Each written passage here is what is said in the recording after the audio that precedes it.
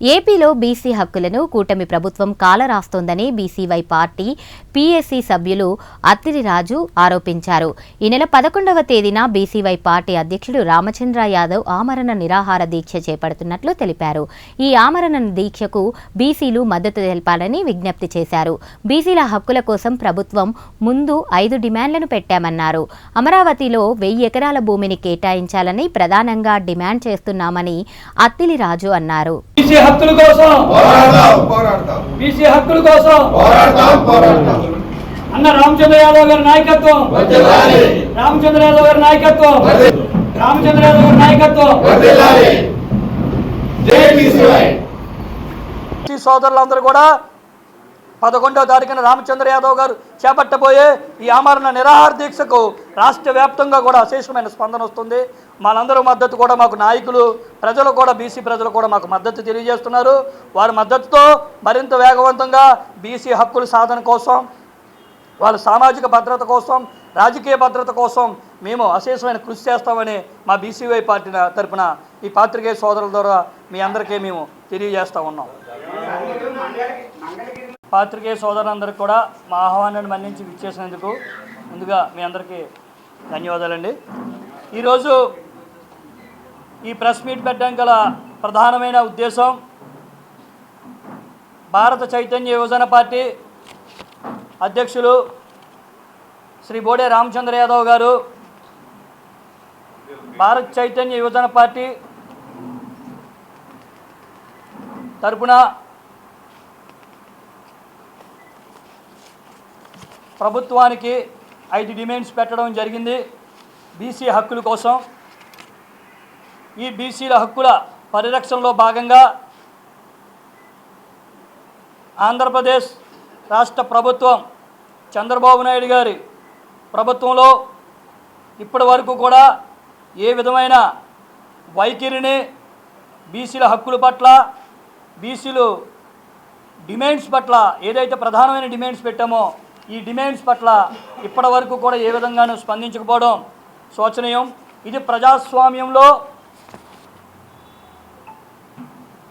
ధామనికర స్వామ్యంతో అంటే స్వేచ్ఛా హక్కులను ప్రజాస్వామ్యంలో ఆంధ్రప్రదేశ్లో దాదాపు 3 కోట్ల మంది జనాభా ఉన్న బీసీ వర్గాలు ఏవైతే ఉన్నాయో 139 కులాల హక్కులను ఎప్పటికప్పుడు కాలరాస్తూ నియంత్రిస్తూ యొక్క రాజకీయ వైఖరిని ఏదైతే అవలంబిస్తుందో ఏ ప్రభుత్వం వచ్చినప్పటికీ కూడా నాడు వైఎస్ జగన్మోహన్ రెడ్డి ప్రభుత్వం కావచ్చు, నేడు చంద్రబాబు నాయుడు గారి ప్రభుత్వం కావచ్చు, కేవలం బీసీలంటే సంక్షేమ పథకాలకు పరిమితం చేస్తూ బీసీలను కేవలం ఓట్లుగా చూస్తూ ఓట్ల తాయిలాలు ఎన్నికల ముందు ప్రకటించి తద్వారా రాజకీయ అధికార లబ్ధి పొంది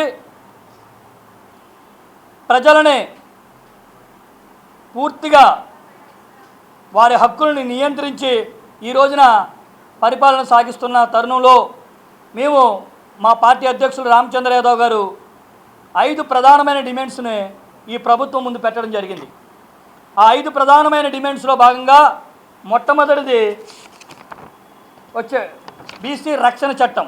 ఈ బీసీ రక్షణ చట్టం అనేది చంద్రబాబు నాయుడు గారు ప్రభుత్వం అధికారంలో రాకముందు వారు మేనిఫెస్టోలో పెట్టి బీసీలకు మేము అధికారంలోకి రాగానే బీసీలు అనేక విధంగా ఒక రక్షణ చట్టం ఏర్పాటు చేశారంటే ప్రభుత్వం గుర్తించింది ఏంటి? అలా అధికారంలో ఉన్నప్పుడు బీసీకి సామాజిక భద్రత లేదనే కదా అర్థం. బీసీల రక్షణ చట్టం అంటే సామాజిక భద్రత, ఆర్థిక భద్రత, రాజకీయ భద్రత లేదు కాబట్టే బీసీలకు రక్షణ చట్టాన్ని ఏర్పాటు చేస్తానని చంద్రబాబు నాయుడు గారు స్వయంగా తన 14 సంవత్సరాల రాజకీయ అనుభవం కాదు అధికార అనుభవంలో ముఖ్యమంత్రిగా చేసినప్పుడు వారు తీసుకున్న నిర్ణయం. ఇప్పుడు అధికారంలోకి వచ్చిన తర్వాత దాదాపు 2 ఏళ్ల కాలం కావస్తుంది. కానీ ఇప్పటి వరకు కూడా ఏ విధమైన ఉలుకు పలుకు లేకుండా అధికారంలోకి వచ్చిన తర్వాత బీసీల రక్షణ చట్టం అనేటప్పటికీ దాని మీద కమిషన్లు వేసాము, అభిప్రాయాలు సేకరిస్తున్నామని కాలయాపన చేస్తుంది. ఈ కాలయాపన వైఖరి బీసీలు ఎవరు కూడా క్షమించరు. చంద్రబాబు నాయుడు గారు. ఎందుకంటే తాము గత 14 సంవత్సరాల పరిపాలనలను కూడా ఇదే వైఖరిని అవలంబించి మాకు అనగా బీసీలకు ఎవరికైతే ఉందో కేవలం ఆదరణ పథకాల పేరు చెప్పో లేదా సంక్షేమ పథకాల పేరు చెప్పో మమ్మల్ని ఇంతవరకు కట్టడి చేశారు. ఇప్పుడు ఆ పరిస్థితి లేదు. మేము ప్రశ్నిస్తున్నాం. మా హక్కుల్ని మేము అడిగి తీసుకునే హక్కు మాకు ఉంది. కాబట్టి ఈ రోజున రామచంద్ర యాదవ్ గారు ఇలా భారత చైతన్య యువజన పార్టీ నేతృత్వంలో ఈ రోజున 5 ప్రధానమైన డిమాండ్స్లో బీసీ రక్షణ చట్టం, అదేవిధంగా అమరావతి రాజధానిలో 1000 ఎకరాల భూమిని కేటాయించాలని ప్రభుత్వాన్ని ముందుకు పెట్టడం జరిగింది. ఎందుకంటే వేలాది ఎకరాల భూమిని తీసుకుంటున్న ఈ ప్రభుత్వం రేపొద్దుట 3 కోట్ల మంది జనాభా ఉన్న ఈ బీసీ వర్గాల ప్రజలు రేపొద్దుట అద్దాల మేడలతో నిర్మించే స్వర్గధామంగా చూపిస్తున్న మీరు ఏదైతే నిర్మిస్తున్నారో రాజధానిని రేపొద్దుట ఈ ప్రజలకి బీసీ ప్రజలకు చేతి వృత్తులు, కుల వృత్తులు ఇలా నమ్ముకుని జీవించే ఈ వృత్తి సామాజిక వర్గాల ఉద్యోగ ఉపాధి అవకాశాల కోసం రాజధాని వస్తే మీరు 100 అంతస్తుల బిల్డింగులు కట్టుకుంటే ఆ అద్దాల మేడలకు చూసే స్థితిలో బీసీలను ఉంచుతారా? ఈ యొక్క స్థితిలో ఉండకూడదనే ఒక దూరదృష్టితో మా అధ్యక్షులు రామచంద్ర యాదవ్ గారు బీసీలకి 1000 ఎకరాల భూమిని రాజధానిలో కేటాయించండి. వారి విద్యాభివృద్ధి కోసం, వారి సామాజిక అభివృద్ధి కోసం, వారి ఉద్యోగ భద్రత కోసం ఇలా వాళ్ళకి వసతి గృహాలు ఏర్పాటు చేసుకుండి. వారు రేపొద్దుట ఆ రాజధానిలో మేము కూడా భాగస్వాములమే, మేము ఆ మనుగడ కూడా మాకు ముఖ్యమైన ఒక ఉద్దేశంతో మేము ఒక రాజధానిలో 1000 ఎకరాల భూమిని మా అధ్యక్షులు రామచంద్ర యాదవ్ గారు ప్రభుత్వాన్ని అడగడం జరిగింది. అదేవిధంగా సమగ్ర కులగణన, ఈ సమగ్ర కులగణన అనే ఒక మోసపూరితమైన వైఖరిని చంద్రబాబు నాయుడు గారి ప్రభుత్వం ఆయన 40 సంవత్సరాల రాజకీయ చరిత్రలోనూ కూడా ఎప్పుడూ కూడా ఈ యొక్క సమగ్ర కులగణన అనేది చేపట్టడానికి ముందుకు అడిగేయలేని పరిస్థితి. కారణం 1930లో బ్రిటిష్ వారి కాలంలో కుల గణన అనేది చేపట్టడం జరిగింది. అప్పటి నుంచి ఇప్పటి వరకు కూడా ఏ విధమైన కులగణన చేపట్టకపోవడం అనేది ఈ భారతదేశంలో కాదు, ఆంధ్రప్రదేశ్లో అతి ముఖ్యంగా వీళ్ళ బీసీల పట్ల ఏ వైఖరి ఉందో అనేది బీసీ ప్రజలందరూ కూడా గుర్తెరగాలి. బీసీ ప్రజలు అతి ముఖ్యంగా తెలుగుదేశం పార్టీ అధికారంలో వాళ్ళకి జెండాలు మోస్తూ భుజాలు అడిగేలా జెండాలు మోస్తున్న బీసీ నాయకులకి, బీసీ కార్యకర్తలందరూ కూడా మేము తెలియపరుస్తున్నాం. ఇది పూర్తిగా చంద్రబాబు నాయుడు గారు బీసీలను అనగదొక్కుతూ కేవలం తాయిరాలతో బీసీలను అన్యాయం చేస్తూ ఉన్న మీ యొక్క అధ్యక్షుల్ని ప్రశ్నించండి. మా ప్రజలు రోడ్ల మీదకి వస్తుంటే ఊరుకోవట్లేదు. మా ప్రజలు నిలదీసి అడుగుతున్నారు. ఇప్పటి వరకు కాలక్షేపం చేసాం రాజకీయాల్లో, ఇక మా దగ్గర ఆట సాగమని చెప్తున్నారు బీసీ ప్రజలు అని మీరు తిరుగుబాటు చేయండి. మీ నాయకులను అడగండి, ప్రశ్నించండి. ఈ రోజున మనందరి కోసం రామచంద్ర యాదవ్ గారు ఆమరణ నిరాహార దీక్ష చేపట్టారు. ఏదైతే 5 డిమాండ్లు ఉన్నాయో ఈ 5 డిమాండ్లని నెరవేర్చకుండా ఒక మొండి వైఖరితో ఒక దామినీకర ప్రజాస్వామ్యాన్ని అవలంబిస్తున్న ఈ చంద్రబాబు నాయుడు గారిని ప్రశ్నించి కేవలం మేము ప్రశ్నించే వ్యక్తులుగానే మిగిలిపోతున్నాం తప్ప ఈరోజు కూడా వారి స్పందన లేని పరిస్థితి ఏర్పడిందంటే ప్రభుత్వం బీసీల పట్ల వాళ్ళ వైఖరి ఏమిటనేది అర్థమవుతుంది.